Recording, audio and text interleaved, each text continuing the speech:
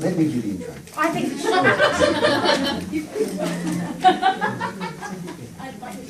This is, because I didn't want to take myself too seriously, I'm doing a humorous number. You know, the rule in public speaking is that the idea is that, and this is public singing, but I'm going to speak a bit first.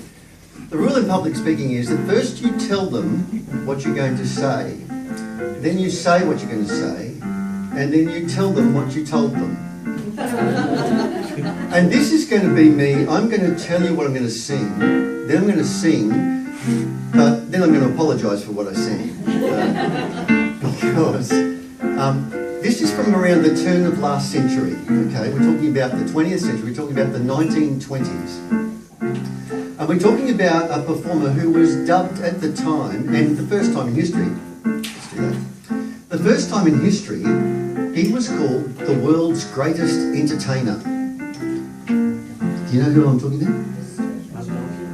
Jolson.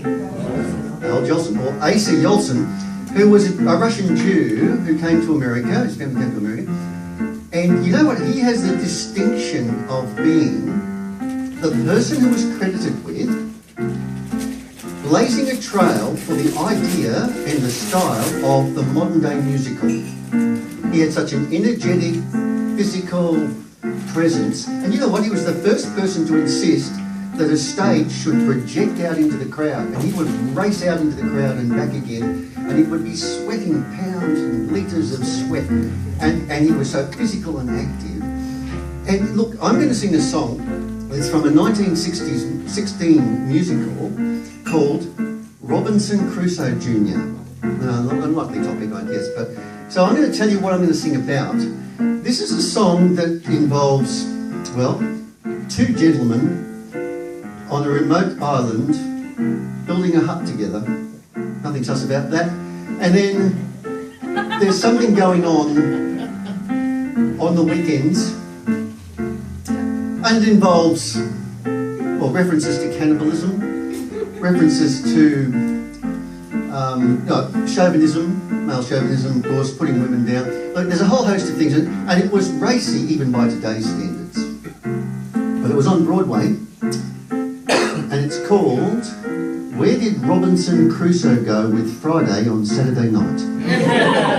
I kid you not, that's what it's called.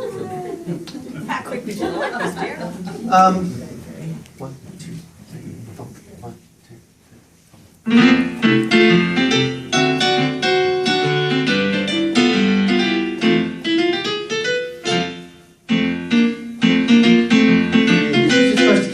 I'm ready.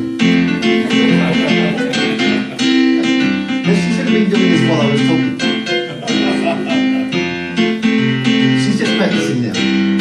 Thousands of years ago, or maybe more, out on an island on a lonely shore, Robinson Crusoe landed one fine day.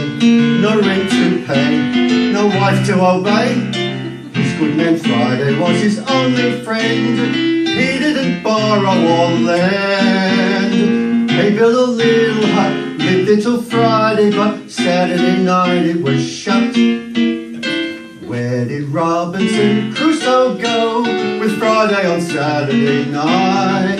Every Saturday night they would start in to roam, and on Sunday morning they come staggering home. They went hunting for rabbits when the weather grew colder, but Crusoe came home with the hair on his shoulder. Where did Robinson Crusoe go with Friday on Saturday night? Where did Robinson Crusoe go with Friday on Saturday night? One fine Saturday night, they had nothing to do, so they started counting all the girlies they knew. Friday counted to 13, and Crusoe said, "Brother, you know 13's unlucky, let's go get another." Where did Robinson Crusoe go with Friday on Saturday night? No, you can't stop yet. There's another verse. No, keep going. Keep going. Come on, come on,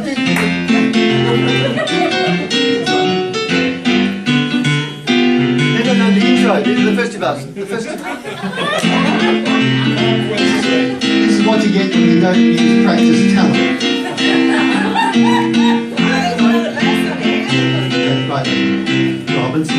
Crusoe was a good old scout. Robinson Crusoe knew his way about. He'd go out hunting chickens now and then, but he knew when he was chasing a hen. He once told Friday, "You must stay at home, I've got to go out alone." Friday felt very blue. He said, "It's wrong of you, should we fix it for two?"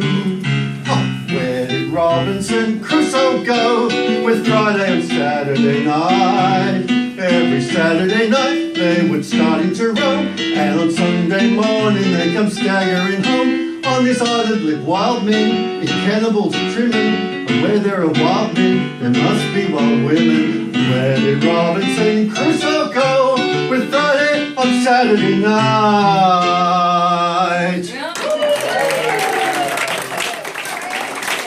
And so now the apology. I'm sorry for all those politically incorrect things that are contained in that song, and I apologise for Beck.